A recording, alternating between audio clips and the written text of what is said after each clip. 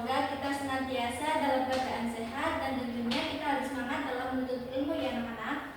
Oke, mari kita berdoa terlebih dahulu sebelum memulai ke pembelajaran. Bismillahirrahmanirrahim.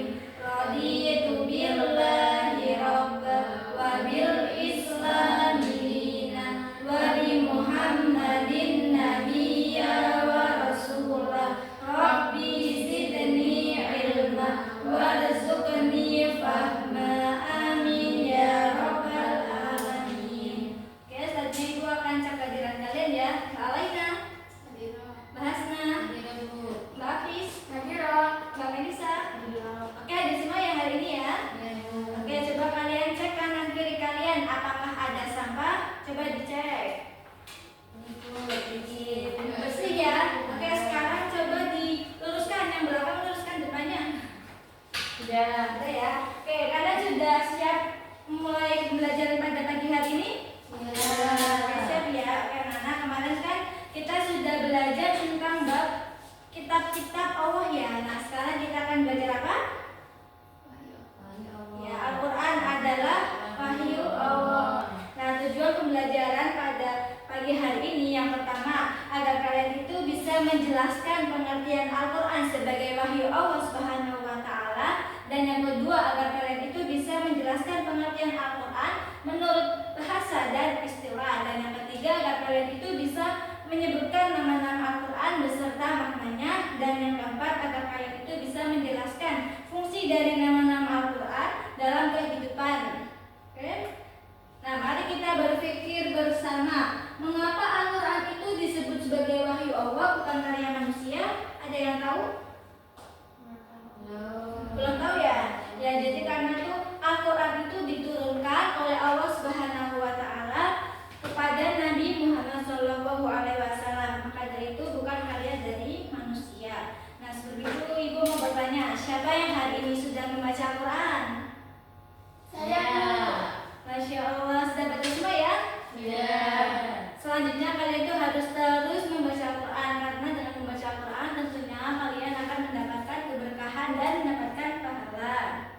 Nah, kita langsung saja ke materi ya. Materi yang pertama itu adalah sejarah diturunkannya Al-Quran. Apa sih itu Al-Quran? Ada yang tahu? Al-Quran adalah ya, jadi Al-Quran itu adalah kitab suci yang diturunkan Allah Subhanahu wa Ta'ala kepada Nabi Muhammad SAW sebagai petunjuk hidup umat manusia. Nah, sebelum diturunkan kepada Nabi Muhammad SAW, Al-Quran itu berada di Lauhul Mahfuz anak-anak. Kemudian diturunkan ke Baitul Izzah dan bertepatan pada malam Lailatul Qadar. Nah, adapun proses diturunkannya Al-Quran, yang pertama diturunkan melalui malaikat Jibril, yang kedua wahyu pertama turun di Gua Hira, dan wahyu pertamanya itu adalah surah Al-Alaq ayat 1 sampai 5, dan diturunkan secara berangsur-angsur selama 23 tahun. Jadi Al-Quran itu diturunkan tidak langsung 30 juz, akan tetapi mengalami proses bertahun-tahun. Nah, prosesnya itu 23 tahun ya. Oke, selanjutnya ada pengertian Al-Quran. Yang pertama menurut bahasa. Coba Mbak Hasna bacakan. Menurut bahasa, Al-Quran berasal dari kata qira'a yang berarti membaca atau bacaan. Oke, terima kasih ya. Nah, jadi itu adalah pengertian Al-Quran dari segi bahasa. Al-Quran itu berasal dari kata qira'a atau qira'a yang qara'u, yang artinya membaca atau bacaan. Sedangkan menurut istilah, Al-Quran itu adalah firman Allah Subhanahu wa Ta'ala yang berbahasa Arab dan diturunkan kepada Nabi Muhammad SAW melalui perantara malaikat siapa? Ya, malaikat Jibril, dan disampaikan secara mutawatir. Ada yang tahu mutawatir itu apa? Belum tahu. Mutawatir itu tadi anak-anak selama berangsur-angsur atau beberapa tahun. Nah, terjadi itu selama 23 tahun. Dan pembacanya juga bernilai ibadah serta diawali dari surah Al-Fatihah dan diakhiri oleh surat An-Nas. Nah, selanjutnya ada nama-nama lain Al-Quran. Yang pertama ada Al-Quran yang artinya bacaan, yang fungsinya untuk kitab yang dibaca. Nah, kedua ada Alkitab atau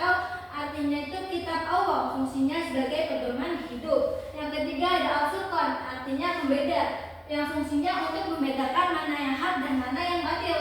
Yang keempat ada az-zikr yang artinya peringatan, fungsinya untuk mengingatkan manusia. Dan yang kelima itu ada at-tanzil yang artinya yang diturunkan, berfungsi untuk menunjukkan asal bahwa Al-Quran itu dari Allah. Jadi Al-Quran itu memiliki nama lain, yaitu ada 5. Yang pertama tentunya Al-Quran, yang kedua ada Alkitab, yang ketiga ada Al-Furqan, dan yang keempat ada az-zikr, dan yang kelima ada at-tanzil. Dari nama 5 nama Al-Quran tersebut, tentunya fungsi utamanya itu yang ada 1 anak-anak, yang yaitu sebagai pedoman hidup umat manusia, ya umat Islam.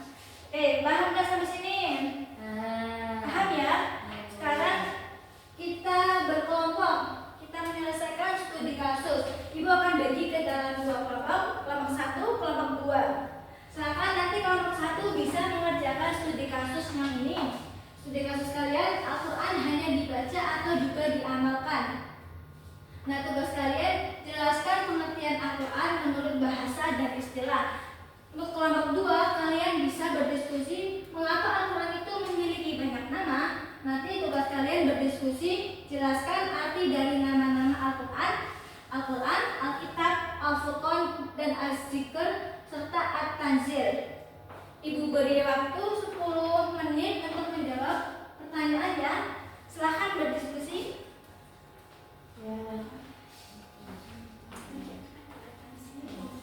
Silahkan berdiskusi ya.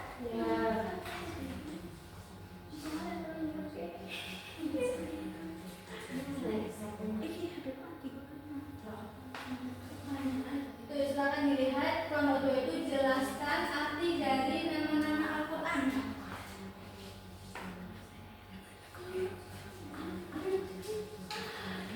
Silahkan berdiskusi, Ibu kasih waktu 10 menit. Jelaskan arti dari yang sama 3 ini. Iya, tapi kalau kedua cuma studi kasus sama 3.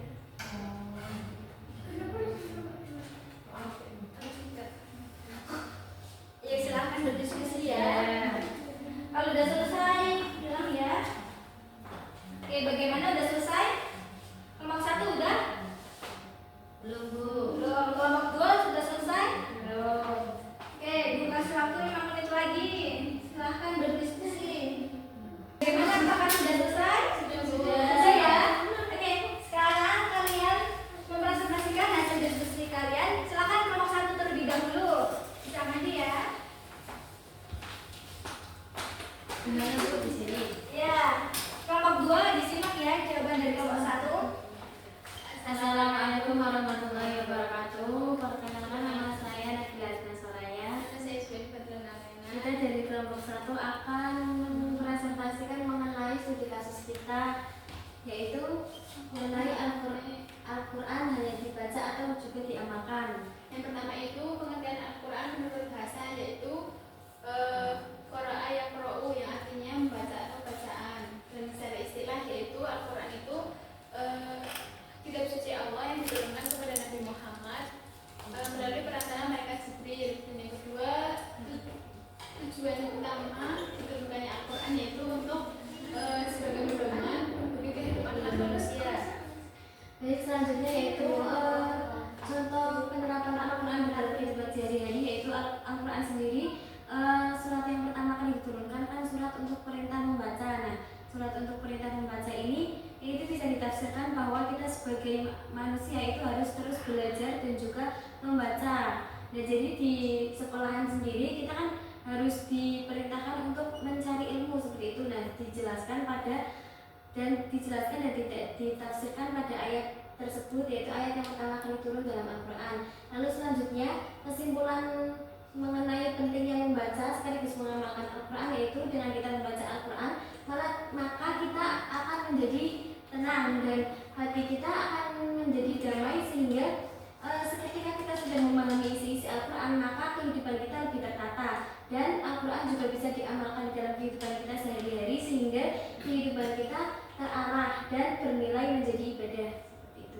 Bagaimana kelompok 2? Apakah jawaban dari kelompok 1 betul? Betul. Yang betul sekali. Beri aplaus untuk kelompok 1.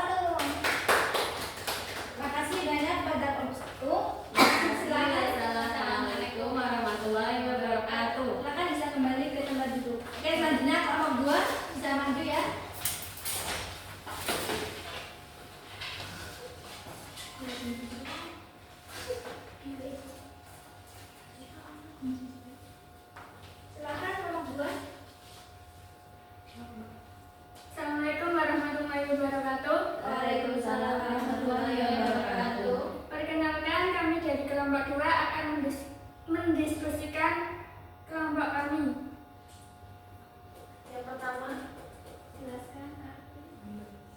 Jelaskan arti dari nama Al-Quran. Ada Al-Quran, Alkitab, Al-Furqan, dan Az-Zikri dan At-Tanzil. Yang pertama Al-Quran. Al-Quran merupakan wahyu yang diturunkan oleh Nabi Muhammad secara berangsur-angsur. Kemudian kalau Alkitab itu artinya adalah ditulis, yaitu maksudnya wahyu yang ditulis dari Allah pada Nabi Muhammad. Kemudian Al-Furqan itu artinya pembeda, Yaitu membedakan antara yang baik dan yang benar. Yang keempat ada baik dan buruk. Oh ya maaf, ada yang baik dan yang buruk. ya. Terus Az-Zikr yaitu sebagai peringatan. Dan yang terakhir ada At-Tanzil yang artinya diturunkan. Dari Al-Quran itu diturunkan pada Nabi Muhammad. Oke, bagaimana jawaban dari nomor 2? Apakah betul? Oke, betul ya. Beri aplaus untuk nomor 2. Silakan duduk dulu presentasinya. Terima kasih presentasi dari kelompok 2. Wassalamualaikum warahmatullahi wabarakatuh. Waalaikumsalam warahmatullahi wabarakatuh. Nah, sampai sini apakah kalian sudah paham? Ya, sudah paham ya. Oke, mari kita merefleksikan bersama. Ibu mau tunjuk Mbak Alena. Apa sih yang Mbak Alena tangkap dari pembelajaran pagi hari ini? Jadi kita itu tahu isi dari Al-Quran itu di dalamnya adalah banyak pelajaran-pelajaran penting yang bisa kita amalkan di kehidupan sehari-hari dan juga bisa mengamalkannya sehingga bernilai ibadah. Oke, terima kasih Mbak Alena. Berarti Mbak Alena tadi menyimak ya. Selanjutnya Mbak Melisa, coba apa sih yang Mbak Melisa tangkap dari pembelajaran pagi hari ini? Ya, kita bisa tahu Al-Quran itu memiliki banyak nama, jadi tidak cuma karena Al-Quran itu ada sendiri seperti itu. Oke, terima kasih banyak. Selanjutnya karena waktunya sudah habis, mari kita simpulkan bersama-sama ya. Kita baca bersama-sama. Ayo, Al-Quran adalah firman Allah Subhanahu wa taala yang diturunkan kepada Nabi Muhammad SAW melalui malaikat Jibril sebagai petunjuk hidup bagi umat manusia. Diturunkan secara bertahap selama 23 tahun. Al-Quran memuat ajaran tentang akidah, ibadah, akhlak, dan perkembangan kehidupan. Berbagai nama Al-Quran seperti Alkitab, Al-Furqan, Al-Zikr, At-Tanzil menunjukkan fungsi dan kemuliaannya sebagai pedoman yang membimbing manusia menuju jalan yang benar. Oke, terima kasih banyak. Ibu sampaikan terima kasih banyak pada kalian yang sudah hadir dan ikut berpartisipasi aktif di pembelajaran pagi hari ini. Pertemuan besok kita akan belajar tentang mukjizat para nabi, khususnya 5 nabi yang diberikan gelar ulul azmi. Oke, untuk tugas kalian yang di depan, kalian baca materi tersebut. Nanti sebelum pembelajaran Ibu akan tanyakan ya. Ya,